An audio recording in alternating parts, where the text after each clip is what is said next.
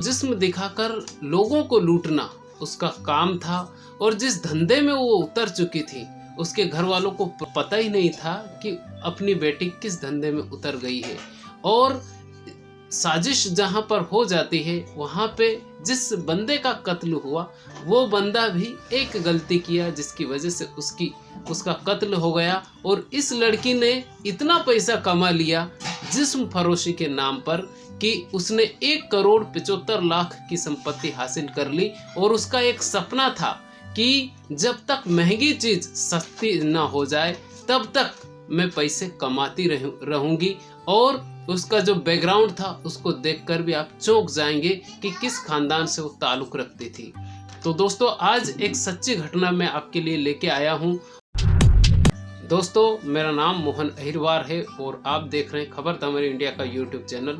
दोस्तों एक लड़की जो कि पढ़ाई के लिए एक जयपुर शहर जो कि राजस्थान प्रदेश का बहुत बड़ा शहर है और वो राजधानी भी है राजस्थान की, वहाँ पर उसके घर से पाली फालना उसका घर था। पाली जिला है और फालना उसका एक छोटा सा गांव था। वहाँ से वो निकलकर पढ़ाई के लिए उसके माँ बाप उसे भेजते हैं कि जाओ।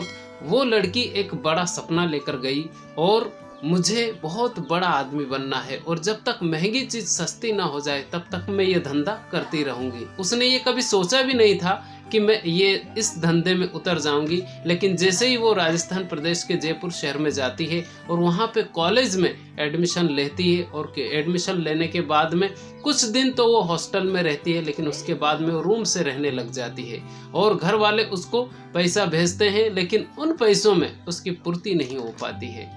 और इसी कारण से वो एक जॉब करने चली जाती है। लेकिन जिस जॉब को करने वो गई वहाँ पे जिस्म फरोशी यानी कि वेश्यावृत्ति का वहाँ पे धंधा होता था और ये वहाँ पे काउंटर पे यानी कि ये रिसेप्शनिस्ट का वहाँ पे काम करती थी। इसने सोचा कि मैं भी क्यों ना कुछ पैसे कमा लूँ, क्योंकि ये गई थी जॉब करने के लिए लेकिन वहाँ पे जो धंधा हो रहा था इसमें इसको भी इंटरेस्ट आ जाता है और ये भी उसी धंधे में उतर जाती है और ये धीरे धीरे करके पैसे कमाने लगती है। लेकिन ये जिस कॉलेज में पढ़ती है उन कॉलेज की लड़कियों को भी धीरे धीरे इन्वॉल्व करना शुरू कर देती है और कुछ लड़कियां इसके कांटेक्ट में आती है। उसके बाद में ये इसने सोचा कि इस धंधे को और भी बड़ा किया जाए। दोस्तों आप भी अपनी बेटी को या बेटे को जब भी आप बाहर किसी शहर में भेजें तो ज़रूर उसका ध्यान रखें कि अगर जॉब भी कर रहा है तो कौन सा जॉब वो कर रहा है। इस लड़की ने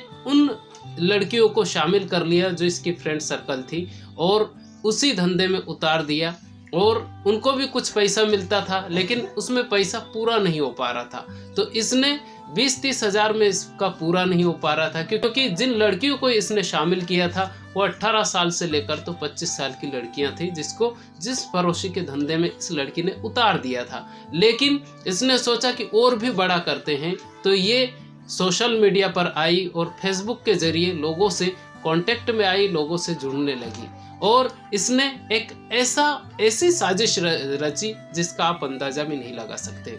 ये फेसबुक पर लोगों से जुड़ती थी और लोगों से कांटेक्ट में आती थी और ये उन लोगों से कांटेक्ट में आती थी जो बहुत पैसे वाले दिखते हैं फेसबुक पर, यानी सोशल मीडिया पर जो लोग अमीर दिखते हैं उन लोगों को ये जोड़ती थी। यानी सोशल मीडिया पर जो लोग अमीर दिखते हैं और जो अमीर दिखने जैसा काम करते हैं उन लोगों से ये जुड़ती है। लेकिन एक दिन एक ऐसा काम हुआ क्योंकि कई लोगों से ये पैसे लूटती थी, अपना जिस्म दिखाती थी और दिखाने के बहाने ही उन लोगों को बुलाती थी और बुलाने के बाद में वहाँ पे कैमरा पहले से ही ऑन रहता था, कुछ नहीं होता था, सिर्फ हल्के फुल्के कपड़े उतारे जाते थे। बाद में उन लोगों को ब्लैकमेल किया जाता था। तो कुछ लोग 20 हज़ार देते थे, कुछ 50 हज़ार देते थे, ऐसे ये धंधा करने लगी। लेकिन एक लड़का जो कि जिस लड़के का नाम था दुष्यंत शर्मा और जिसका नकली नाम था विवान कोहली और असली नाम था दुष्यंत शर्मा, इस लड़के ने यही गलती की और ये लड़का भी धीरे धीरे चैटिंग करने लगा और इस लड़की के कांटेक्ट में आया और इस लड़की ने एक दिन बोला कि आओ आज हम मिलते हैं और तुम जो करना चाहो वैसा ही, जैसा तुम चाहोगे वैसा ही हम आज करेंगे। और जैसे ही ये लड़का अपने ऑफिस से निकलता है, चैटिंग करते हुए जाता है। 2 मई 2018 की ये बात है और 2 मई 2018 को ये जब बातचीत करता है तो सीधे घर जाता है और घर से अपनी गाड़ी उठाता है और घर वालों को, अपनी बीवी को, अपने बच्चों को और अपने माता पिता को ये बोलता है कि मैं अभी आता हूँ कुछ ही देर में। जैसे ही ये लड़का उस लड़की के वहाँ पर जाता है तो वहाँ पे देखता है पूरी तरह से कमरा सजा हुआ है और ये जो लड़की है, ये लड़की पूरी तरह से दुल्हन की तरह वहाँ पे खड़ी है। दोस्तों, इस कहानी को आप अंत तक जरूर सुनिएगा, क्योंकि इस कहानी से जो आप सीख सकते हैं वो बहुत कुछ सीखा जा सकता है। ये लड़की दुल्हन की तरह वहाँ पे सजी हुई थी और जैसे ही वो लड़का कमरे के अंदर एंटर होता है, वहाँ पे देखता है कि सब कुछ वैसे ही है जैसा कि एक सुहाग रात के दिन होता है।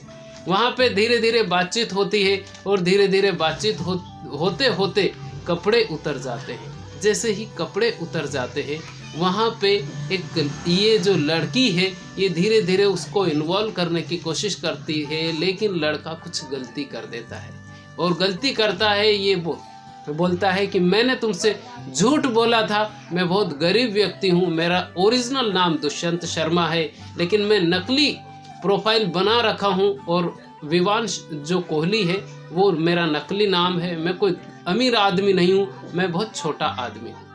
यहीं से उस लड़की का दिमाग पूरी तरह से घूम जाता है और लड़का बोलता है कि मैं बहुत ही गरीब व्यक्ति हूँ, लेकिन लड़की बोलती है कि अब तुम पूरी तरह से, अब देखो ये कैमरे लगे हुए। लड़का देखता है कि जो कुछ भी उसने किया है वो पूरा ऑन कैमरा रिकॉर्ड हो गया है और जैसे ही रिकॉर्ड होता है, लड़की बोलती है कि वहाँ पे उसका पहले से ही एक दोस्त मौजूद था जिसका नाम था लक्ष्य वालिया, और लक्ष्य वालिया मुंबई का रहने वाला था और एक और उसका दोस्त रहता है। वो देखता है कि कोई कैमरा ऑन कर रहा है और उस लड़के का नाम था दीक्षांत कामरा।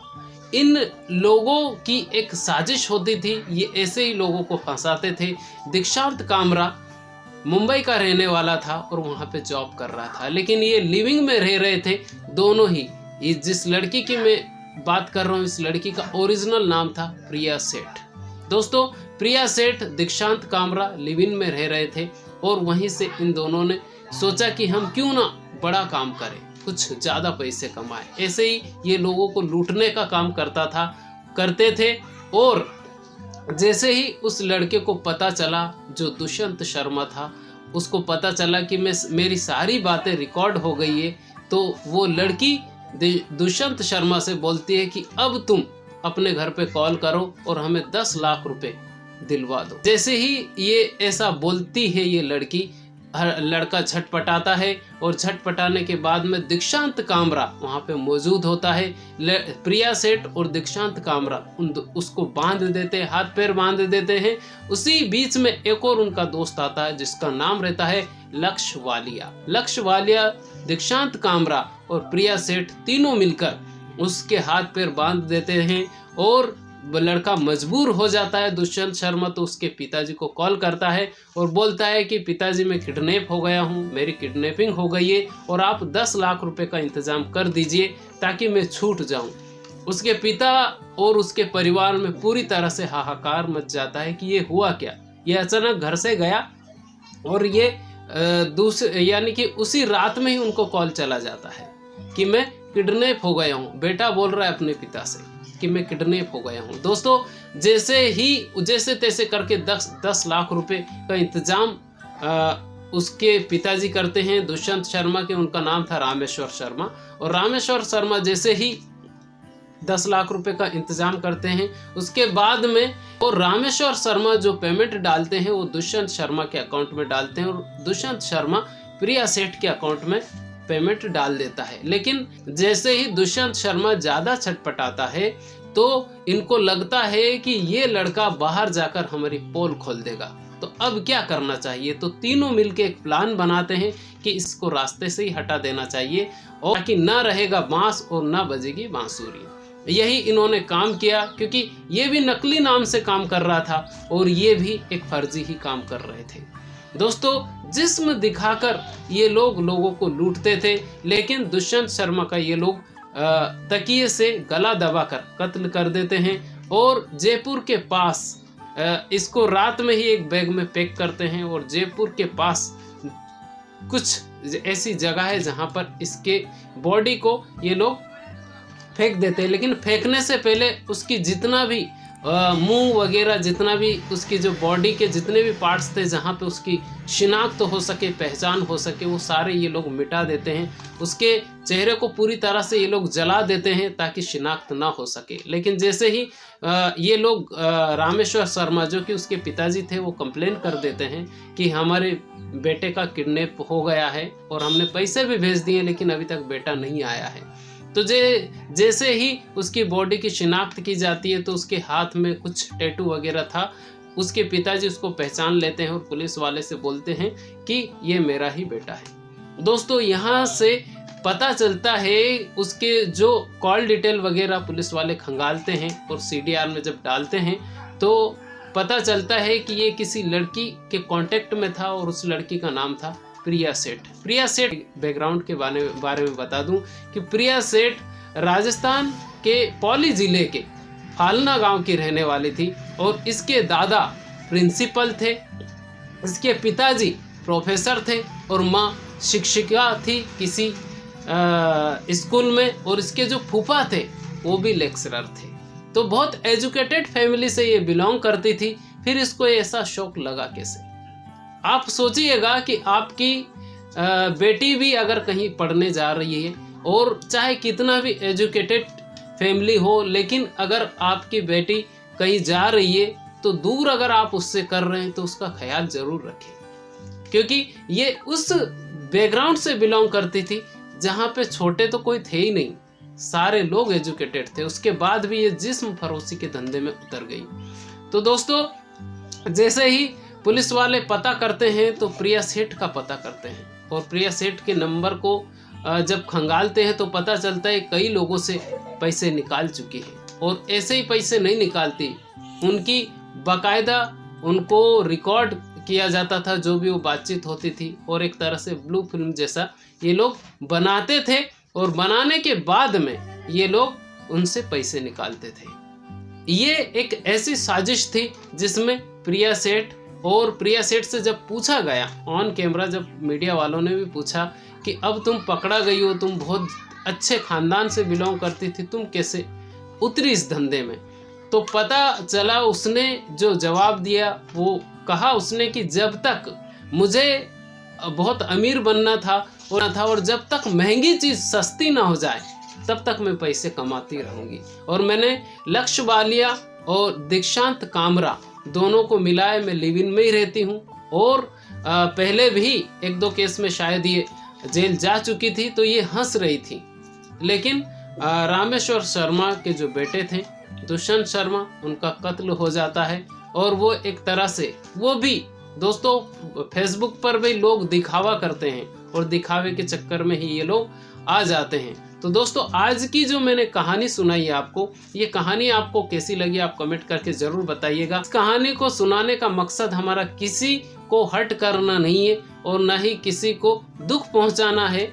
ये कहानी सिर्फ इसीलिए सुनाई गई है ताकि आप भी कुछ सीख सके। अपनी बेटी को या बेटे को अगर बाहर भेज रहे हैं तो उनकी परवरिश आप करें, तो ध्यान रखें उनका कि वो क्या कर रहे हैं। तो दोस्तों आज के लिए इतना ही, मिलते हैं किसी और अगली कहानी में। दोस्तों ये कहानी आपको कैसी लगी आप कमेंट करके जरूर बताइएगा और चैनल पर पहली बार आए हैं तो चैनल को सब्सक्राइब जरूर कर लीजिएगा। खुश रहिए, अपने माता पिता का ख्याल रखिए। बहुत बहुत धन्यवाद।